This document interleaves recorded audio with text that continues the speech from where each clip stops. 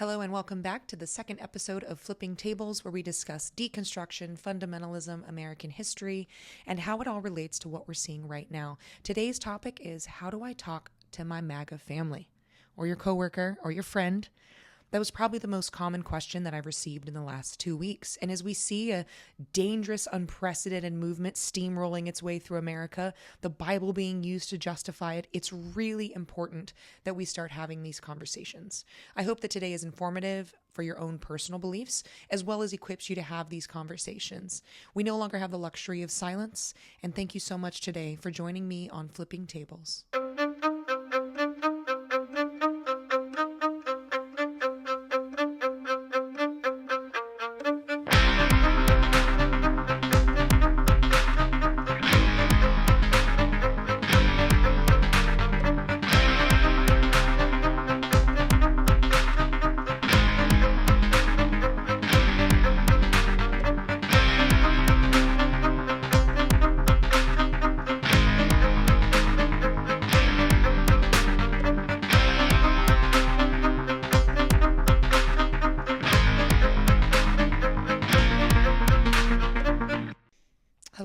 Welcome back. First, I wanted to say a huge thank you to those of you who streamed the podcast, liked it, rated it. That helps me so much, and I'm so deeply grateful for the reception of the first episode.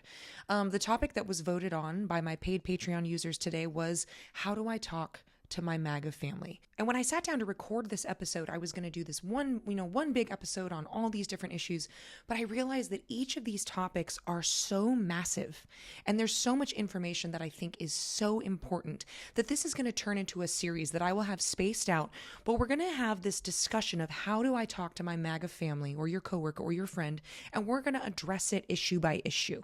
Over the course of the last decade, we've watched extremist views founded in fundamentalism really gain steam in the US. And with the last 2 weeks of this administration, we see some laws being enacted that were like, wait, how did this get attached to the Bible or to faith or to patriotism? And when the Bible is used to justify movements like hate and oppression that intentionally harm others, it can be absolutely mind-boggling to understand how people who profess to be Christians don't see this for what it is. As my following has increased, I've noticed 3 specific groups of people have really shown up to this community. And one is Christians who are looking at the life and the teachings of Christ and saying, this movement does not align with what I believe Jesus to be.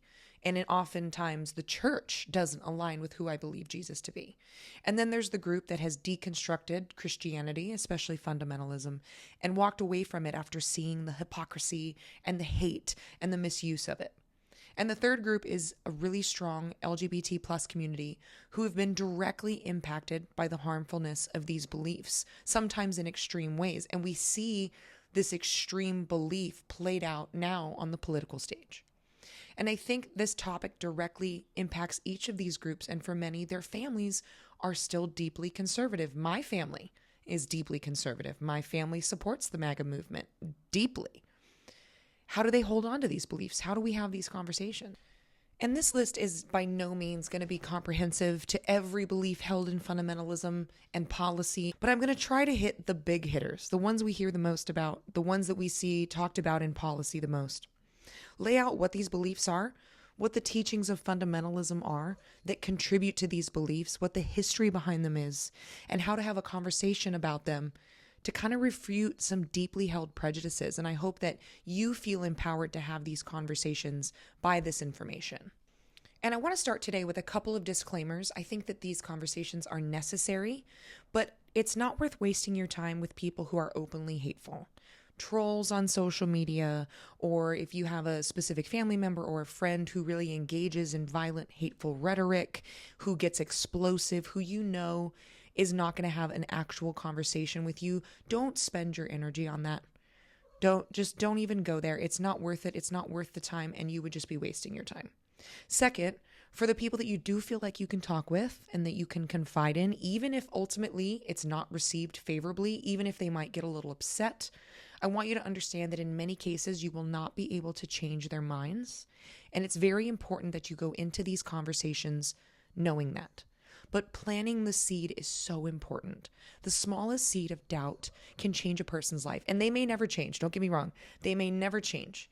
They may change in a few years. They may change a little bit in that conversation. You don't know. But we have stood silent for far too long without addressing these issues. And these issues have gained so much virulence and so much steam and hatred that now they've become incredibly powerful. And in order to start dismantling them, we have to pull these beliefs into the light. And I know that it doesn't seem this way sometimes, but I want to be very clear that most of the MAGA movement, the fundamentalist movement, are not intentionally hateful. Of course, there's within the MAGA movement, obviously white supremacy groups, violent hate groups, militias. I'm not talking about them. Obviously, those exist. Those are part of this movement. But most people in this movement are not that. They're church grandmas and families. And we have to understand that with these conversations, we're approaching people who, for the most part, have been indoctrinated with this since they were small children. They have always been told the same set of beliefs, often have not gotten out of their own intellectual circles. They're not well traveled. And dismantling these beliefs dismantles the foundation on which they've built their life. Understand that many of these people truly believe that taking this stance on these particular issues is directly linked to their standing with God and to whether they get into heaven or not. If you, like me, have deconstructed Christianity and fundamentalism or Catholic doctrine, you know how hard that journey is. You not only run the risk of dismantling the foundation that you've built your life on, you run the risk of losing your church community, losing your family. Many of us have lost our family because of this. And it's really important to understand how motivated by fear this movement is. White supremacy has always been rooted in the fear of losing power and wealth. The fear of what you have done to others making its way back to you. We find this as early as the colonies, and I'll get into that on a different episode. And also because many of these issues have been inextricably linked to politics, many people believe that their standing with God is impacted by who they vote for politically, as a party. People are afraid of what's different than they are. They're afraid of change. And we see a perfect example of that in Republican propaganda around undocumented migrants. In order to rob and subjugate people, you have to distract them with fear and often a common enemy who typically has more in common with them than they realize, because while they're distracted being outraged at that person or that group of people, they don't see you picking their pockets. Even if you're not a religious person, I'm going to be talking about Christianity a lot today and the Bible, because in order to understand the steam behind these movements, you have to understand what they believe. And the fundamentalist movement is the driving force behind all of this.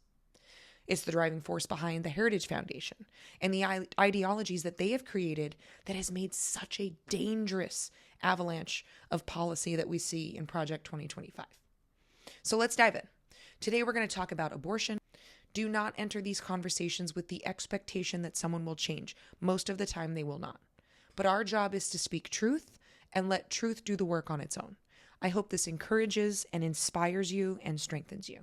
And for the sake of today's episode, when I reference Christians, I'm specifically referencing fundamentalist Christians. It's just easier to abbreviate it that way. I'm not talking about your inclusive, loving people who are just trying to love God and love others the best they can. I'm specifically talking about the form of Christianity that is attached to these movements.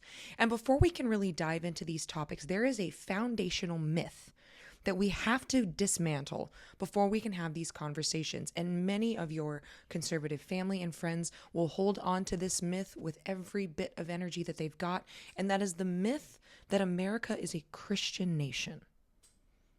It is not. And anyone who says that to you claims that they love the forefathers, but has not read their work.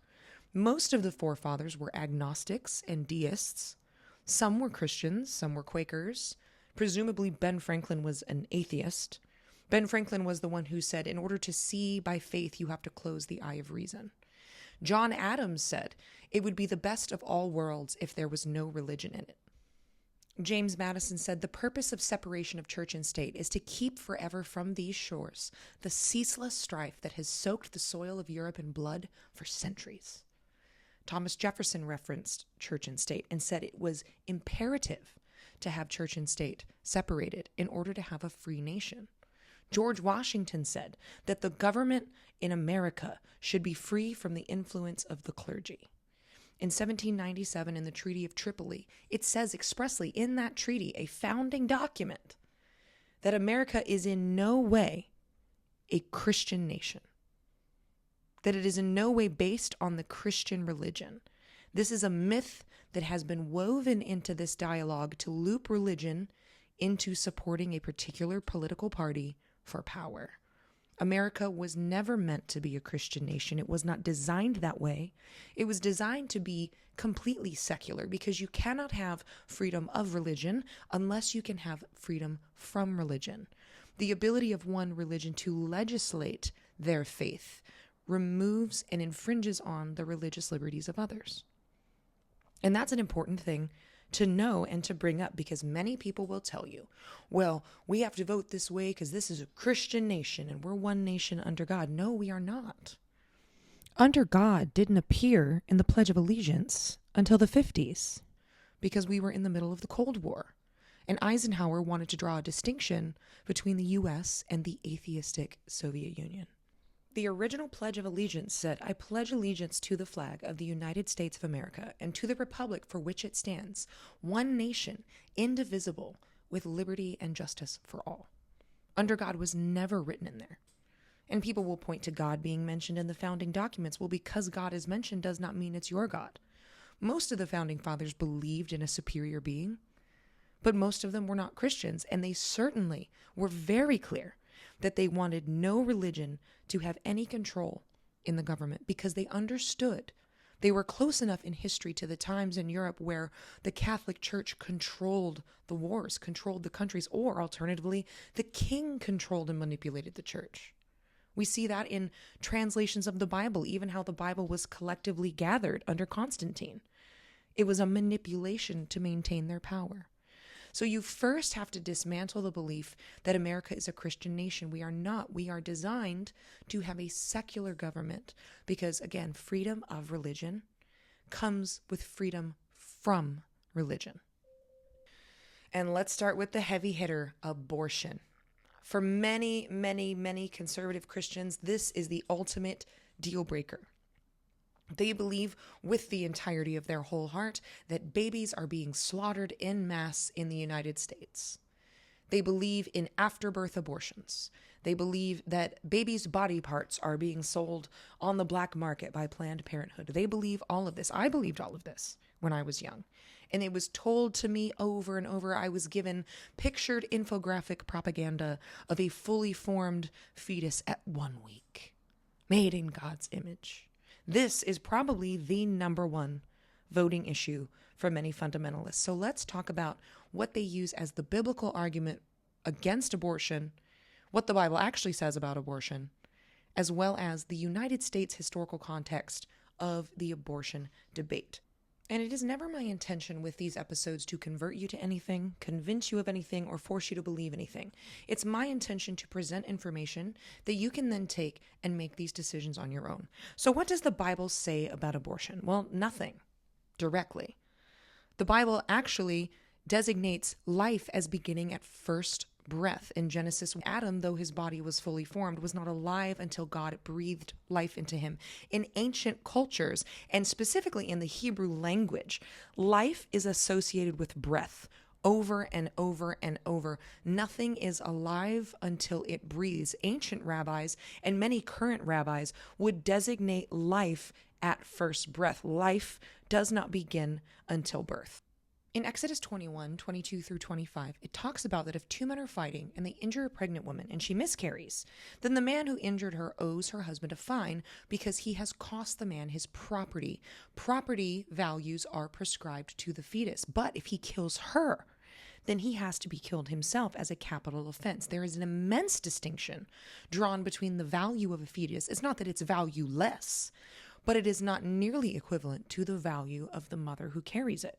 In Leviticus 27, it designates monetary values to people of different genders and different age groups. It prescribes no value to anything less than a month old. It's important to remember that the Bible was not written for us, for our culture or in our native language. But an ancient person would have looked at you like you were insane if you said that something that wasn't breathing was alive, because for them, life began at breath, and this is consistent throughout the entirety of the Old Testament. Now, many Christians will rebut with a few verses from the Old Testament as well. They will point to Psalms 139, 13 through 14. For I am fearfully and wonderfully made. You knit me together in my mother's womb. This is a poem from David discussing his private relationship with God and his wonder of God that he can't understand. This was never meant to be a scripture. It wasn't a command. King David didn't come out and said, the Lord appeared to me, and he said that. It also addresses in that passage how we are built from earth and we were in the center of the universe. David is describing the expanse of God, his relationship with God. They also use Jeremiah 29:11, for I know the plans I have for you. That there's this divine purpose. Not understanding that in Jeremiah, the you being referenced there is not the individual you, it is a collective you referencing the nation of Israel. Jeremiah's entire book is God's discussion directed towards the nation, the collective of Israel. And when we get to the New Testament, Jesus never mentions anything about abortions or how women should handle pregnancies or miscarriages, and neither does the infamous Paul. There's no mention of it whatsoever. Again, even though abortions did take place in ancient cultures. Christians will occasionally point out that when Elizabeth was pregnant with John the Baptist, when Mary came to visit her, the baby leapt and recognized her voice. Well, there's a faulty problem here. How would you know that the fetus recognized that person's voice? We don't know that. We know that it moved. That's it. That's all we know. We know that it moved. The biblical stance of life beginning at conception coming from people's private poetry or from books that aren't even talking to individuals that stand directly at odds with the Bible's very clear stance that life begins at breath, the breath of life, has another contradiction. That if we're going to say that God is so opposed to abortion, how do we explain the death of the firstborn children in Egypt? Innocent children who did nothing wrong, had nothing to do with Pharaoh's decision, and there was no gray area of them not being born yet. They had established the breath of life. How do we address God's genocide in the Old Testament, where he commands and gives permission to the people of Israel to wipe out entire nations? The Old Testament, when you decide to pick and choose laws from it to support an argument, becomes extremely problematic. Because remember that passage in Exodus where I told you that if the pregnant woman miscarries, a fine is paid to her husband? Let me read you the verse directly above it. If a man beats his male or female slave with a rod and the slave dies as a direct result, he must be punished. But he is not to be punished if the slave gets up after a day or two, since the slave is his property. Ooh, problematic. Problematic to use the Old Testament to justify our beliefs.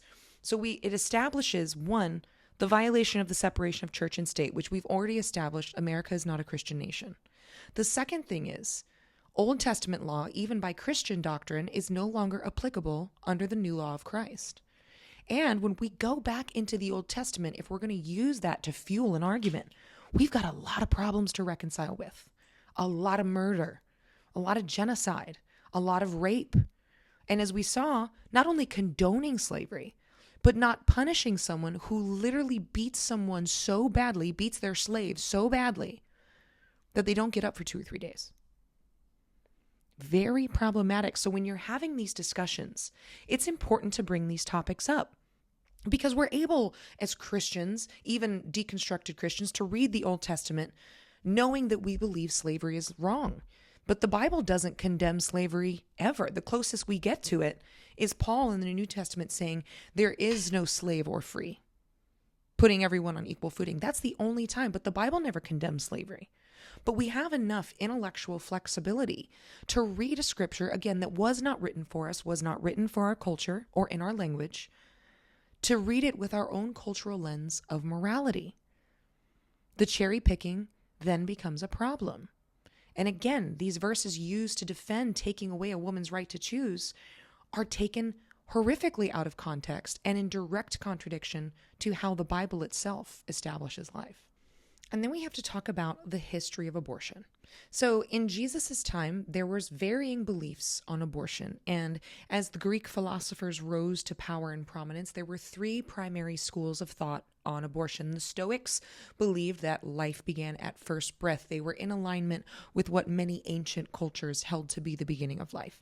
The Pythagoreans believed that life began at conception, and those who followed Aristotle and Plato believed that life began at ensoulment. They believed that ensoulment could not take place until the body had been fully formed. So this would have been around what we call the age of the quickening, 24 weeks, when the fetus starts to move. That was when they thought ensoulment occurs, and that abortion was permissible up until that point. And this was by far the most popular belief throughout the Middle Ages. Even Thomas Aquinas and St. Augustine held this belief. Now, St. Augustine did think that abortion was a sin, but that it was permissible up until the quickening or the age of ensoulment. Throughout the Middle Ages into the 16 and 1700s and 1800s, abortion was it was a woman's choice. It was something that was kept quiet. It wasn't widely debated, really. Even the Catholic Church permitted abortion up until 24 weeks. That didn't start to change in the U.S. until 1847 with the founding of the American Medical Association. A group of white male doctors wanted to have a monopoly on the medical industry, and they wanted to cut out midwives and people of color who practice OBGYN care. So they began to advocate to the states that the medical consensus was that life began at conception and that abortion should be illegal. And they were able to get states to start making those laws. And honestly, during this time period, 1860 to 1880 was when these laws started to take effect. It was not until 1869 that Pope Pius IV actually issued an edict that abortion would no longer be permissible in the Catholic Church. Again, up to that point, it had been permissible up until 24 weeks. Now, there was a little bit of back and forth. Many states now had abortion bans in effect. This also is closely related to the Comstock Act and the decrease in white women producing many, many children. So there was a concern there about the birth rate, which sounds familiar, doesn't it? In the 1930s, these laws were kind of relaxed. It was seen as a mercy to allow a woman to have an abortion if she was poor or her husband had died. There were no jobs. There were no resources. People were suffering. Having another child to feed could break a family in those circumstances. And this kind of laxity lasted until after World War II. During World War II, the men went to war. The women stood up and took the role of running the economy. They were working the factory jobs. They were doing all this work, and they enjoyed it. They liked having resources and their own money and their own freedom and a lot more autonomy, and they didn't want to go back to being housewives. So when the government had to be like, well, how do we get these women back in the house, back having kids? Well, one of the things they did was reinforce the abortion bans, because the best way to keep a woman dependent and poor is to give her no freedom in choosing the size and timing of her family. It was also why we had the release of the 1950s propaganda of the beautiful housewife. It was to sell women on, this is your true calling. This is where you'll really be happy, completely negating the fact of how high female suicide rates were at the time and a very, very common problem of drug addiction such as barbiturates just to get through the day. And this was all incentive to get the women back in the house. And this is also the rise of complementarianism in the evangelical church, which we will talk about on a different episode. In the 1950s, 17% of deaths to mothers and infants were due to botched abortions. That's a high number. And these laws stayed strict until they were relaxed a little bit in 1963 to 1965 because of a rubella outbreak. If you have rubella and you get pregnant or give birth, it can cause horrific birth defects. So again, it was seen as a mercy to allow women to have abortions if they had rubella or had been exposed to rubella. But again, this really only applied to affluent white women. Women of color were not allowed access to abortions at this time either. And in the 1960s, Christianity, again, did not have a unified stance on abortion. In 1968, Christianity Today released a report of 26 of the top theologians debating the abortion argument. Is it right? Is it wrong? Is it sinful? Should it be permissible? Permissible always? Permissible when? And all of the theologians had a little bit different insight, but they all agreed that it should be permissible. This was released in Christianity Today. The overwhelming consensus was that a woman should have a choice. And many evangelical leaders believed that this was a Catholic issue. The Catholics were really strict on abortion now by this time. And they were like, this isn't about us. We're going to let a woman choose. That's not for us. Don't talk about your period to me. Ew, gross. It was very much a standoff topic in the evangelical community. Now, Roe was passed January 22nd of 1973. In 1974, the Southern Baptist Convention released 3 separate formal church edicts saying that a woman had a right to choose and that they supported a woman's right to choose. So what changed?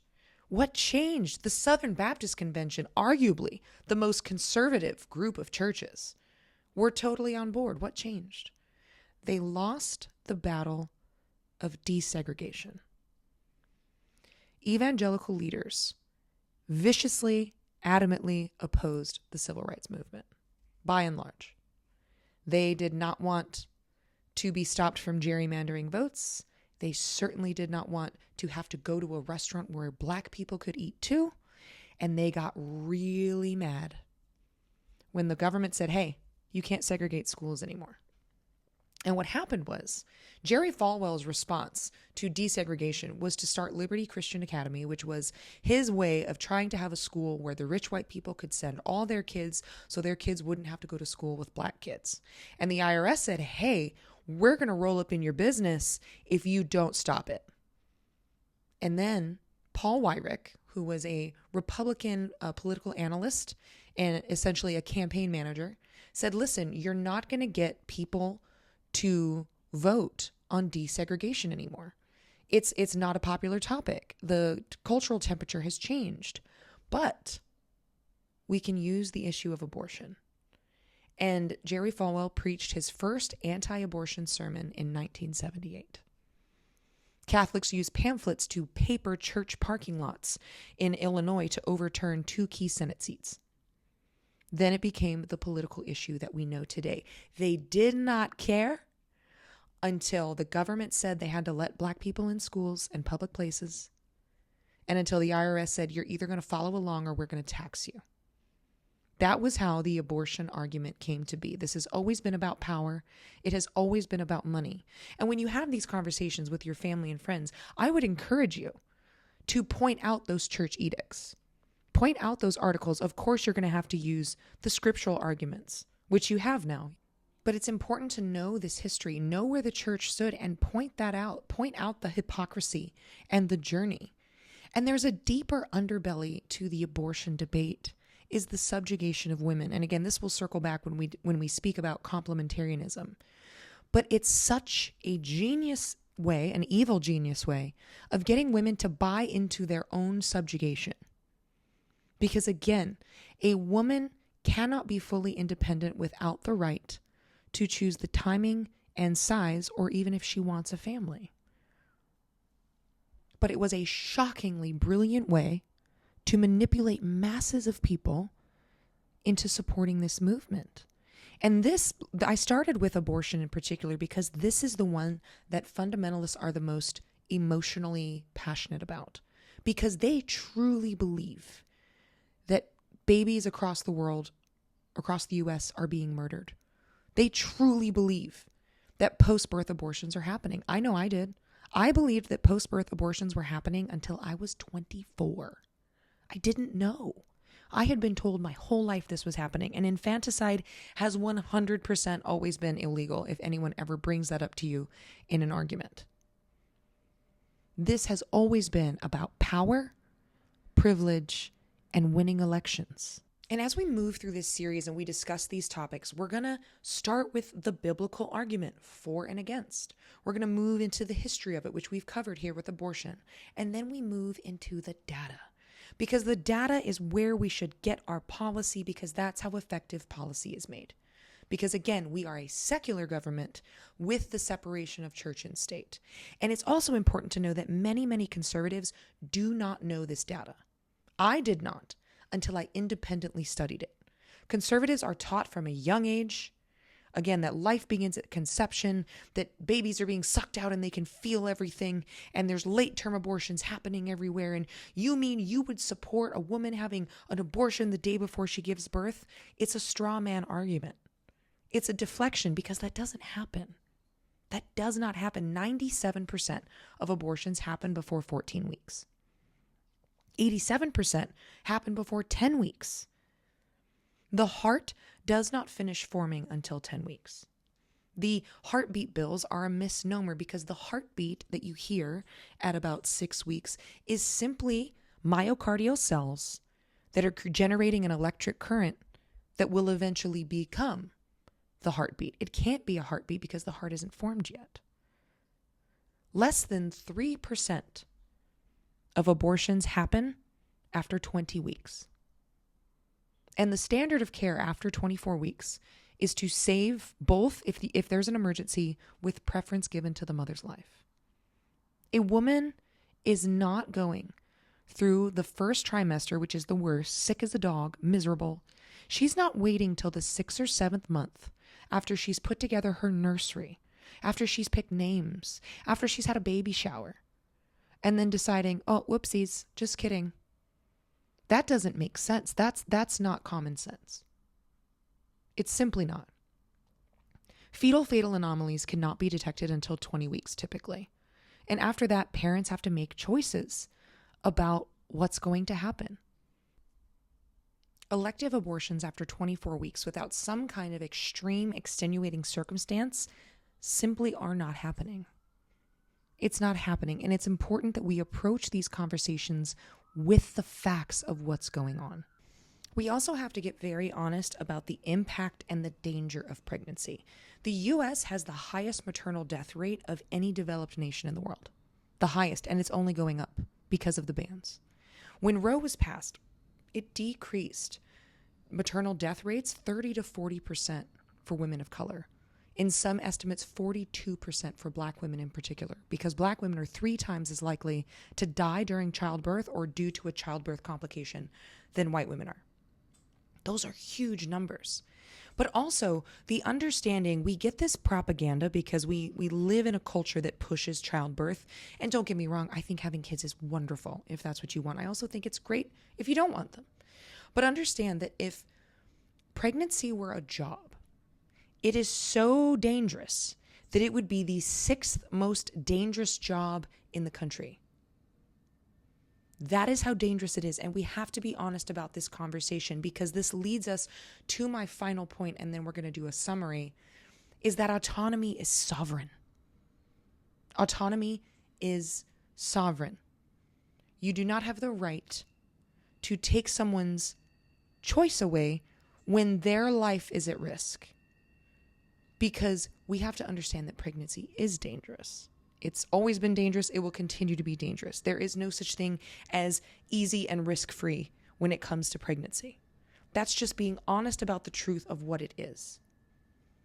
And you cannot claim in a nation that people are equal when one group's rights varies state to state, while another group's rights, men, doesn't change at all.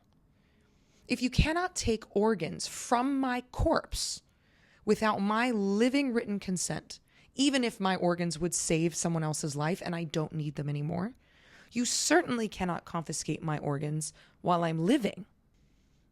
Because this is not just an argument about when does life begin, it's where does autonomy end? Because my autonomy presumably should at least encompass my physical form.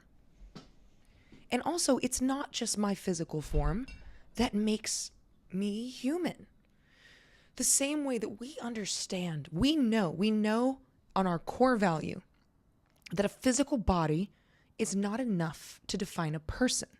Personhood requires consciousness, a physical form, autonomy, and personality. Because if a physical form was all that was required to be a full human, then it would be murder to take someone off life support when they've lost brain function. They're still there. Their skin suit is there. but we understand that they have lost what makes them a human being. And therein lies some of the hypocrisy of the beliefs. And again, some of this is indoctrination. Again, in order for religion to take hold at a cult level, the indoctrination has to be consistent and as often as possible start young, which is exactly what the church does, which is exactly the push for the Bible in schools is not because parents aren't teaching their kids not to murder each other, right? If your parents teaching you not to hit, I don't think murder's being overlooked. It's because the indoctrination has to start at a young age. Because we look at the biblical context, we look at history, and we look at simple common sense and data. And the anti-abortion argument does not have legs. And we understand now, hopefully, that all of this was used as a political tool, and it still is. But people are so deeply entrenched in the emotion of this. Because how better to rein in naturally empathetic people who have been given a specific dose of information their whole lives than to tell them children are dying? It's genius. It's evil, but it's genius. So when you're having these conversations, you now have the tools. These are the common talking points. Understand that especially with abortion, the pushback may be extremely emotional. Moms will cry, people will rage. But there's one final thing that I want to leave you with. We've talked about the biblical arguments. Now you understand that actually the Bible in the Old Testament prescribes property value to a fetus and discusses that life begins at breath almost exclusively, Genesis 2:7. We've discussed the history of it, that for the vast majority of the history of the church, abortion up until the quickening, 24 weeks approximately, was completely acceptable. We understand now how it's been used as a political ploy to manipulate religious people. We understand the actual data around abortion. That should ease our minds quite a bit. If I truly believed now at my age that post-birth abortions were happening, I would be raising holy hell, right? But we've dismissed all of that. So there's one final point, and that is that the unborn are a delightfully easy group to advocate for. Why? They're not emotional or anxious the way a person is. They don't throw tantrums like a child. They're not complicated like someone with a mental health disorder. They're not smelly and dirty like a homeless person or an addict. They don't require space in your home or food the way that an orphan or a widow does. Because the hypocrisy of it all is that all these movements proclaiming to advocate for the unborn stop caring as soon as they're born.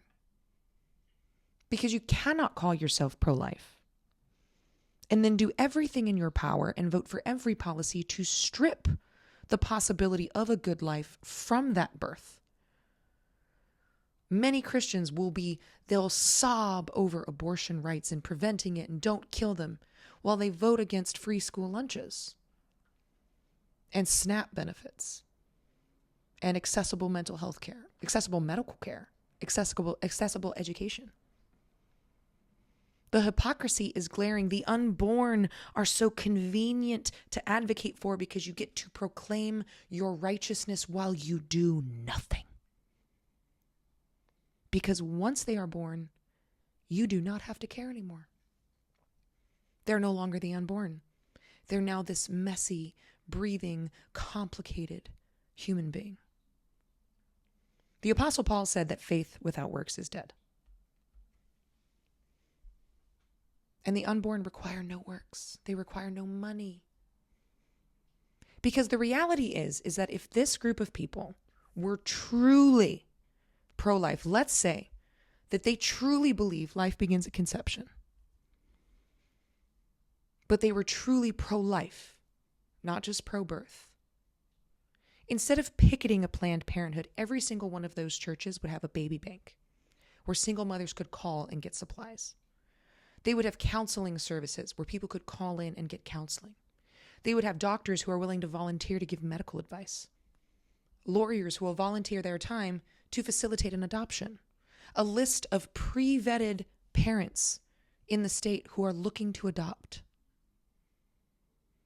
They would have donations of clothes, formula, counseling services. They would be at their politicians demanding for justice for victims of sexual assault. But we don't see that because they don't care. Because this is not about life. Because if someone who was in the pro-life movement behaved and acted and voted that way, even if I disagreed with them about abortion, I would respect their consistency. But understand that the fundamentalist support of anti-abortion laws has nothing to do with love. It has nothing to do with the Christian faith. Again, Jesus never talked about abortion. What he did say was love the Lord your God with all your heart, with all your soul, with all your strength, and love your neighbor as yourself. Wouldn't it be so much more loving to have those baby banks instead of pastors with private jets? And sometimes it's really important that we point out that hypocrisy. That if every life is so valuable, why do you stop supporting them the second they're born? Why do you get to stop caring? All the policies that we're seeing right now, removing DEI initiatives, the freaking school voucher program, which is a nightmare, all strip potential children of opportunity. Being an advocate for the unborn is simply self-righteousness. Jesus condemned the Pharisees. The Pharisees, actually, are the only group of people that he condemned. He only condemned the religious leaders in what we have of his ministry. And he said, "Woe to you, you Pharisees, you teachers of the law. You are like whitewashed tombs, clean on the outside, but inside you are full of bones and filth." And that's what this movement is. That's really what it is, because there is no genuine care, no genuine concern, no genuine love. We see that not just in their voting against policies that would support these children, but also the stances that we see where only women are held accountable. Only women are shamed. Purity culture demands that women bear the burden of sexual sin while men are supposedly supposed to be the leaders. It's hypocrisy and subjugation. But at its core, but at its foundation, like religion has been used throughout history, it's for power. It's for power.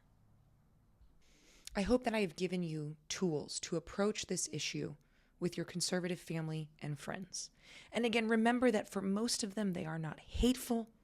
They are not intentionally subjugating women. Many women support these movements, not understanding that they're buying into their own subjugation.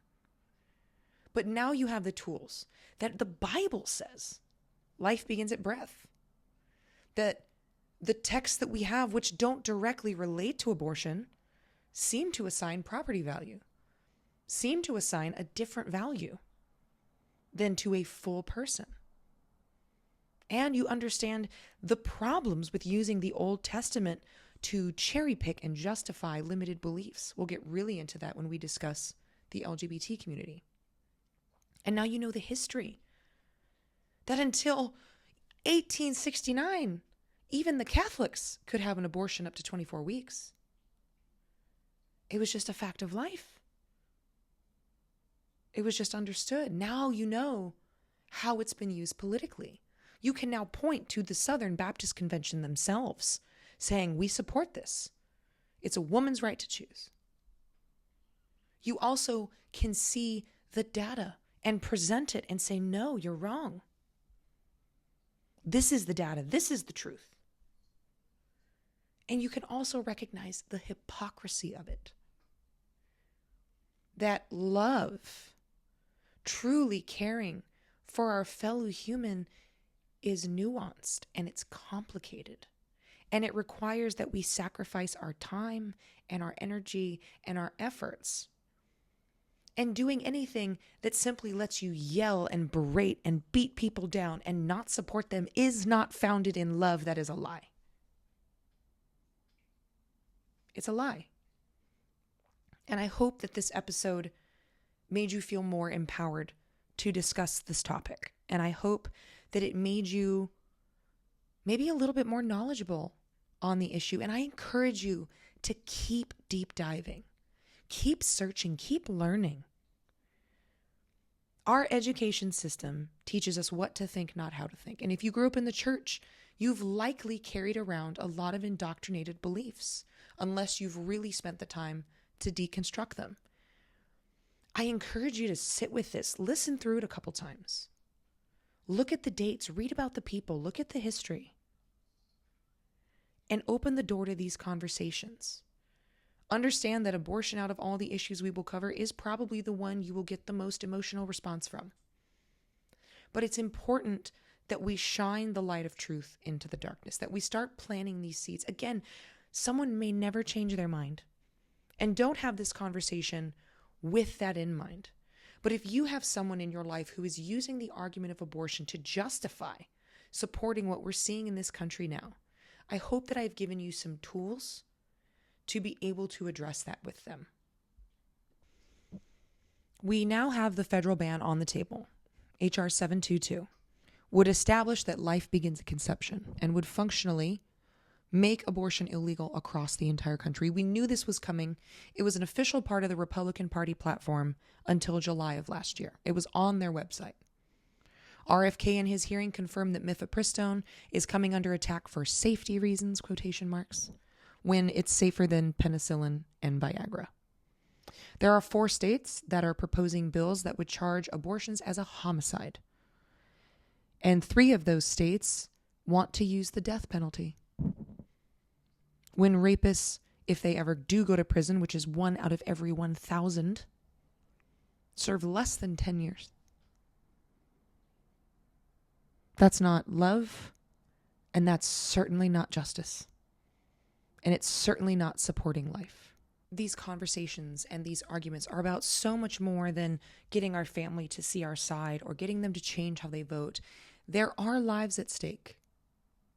And women deserve to have safety and autonomy. And doctors, not lawyers, should be making those calls in emergencies. I would encourage you, when you bring up data, mention the women who have died. Because doctors couldn't make a judgment call. We know that this is political posing, and it's important that we show that it is. And I'm super thankful to everyone who has supported the podcast, my socials, my paid Patreon members. Thank you so much for voting in this topic. Again, I was not planning originally on making it a series, but I think each topic deserves some of its own weight. And if I tried to fit this into one episode, it would be 3 hours long to cover all the issues that I want to cover. My Patreon is $1 a week. Please consider signing up to support me. It is my intention to make this teaching, this research, these talks my full-time work. I also intend to run for office, which means I have to shift out of my current careers and start working towards that. I challenge you to sit with this information, learn it, have these conversations, even if they're uncomfortable, even if it's not perfect. It's going to be clunky at first. I've been having these conversations for years. We have a fight ahead of us. And our knowledge and the truth is what's really going to change the game. I have so much hope in the face of all of the craziness that's happening about every 25 seconds. I have so much hope. These movements are taking their last dying breath and they're fighting back because they know they're dying out. We have the opportunity to change these conversations in the future, but we have to be willing to have them now. And which is why I love this topic. And I think maybe every 3rd week, I'm going to have another episode of how to talk to my MAGA family about specific issues until we cover the main ones. Thank you so much for your time. Thank you for your support. Please share and comment on the podcast.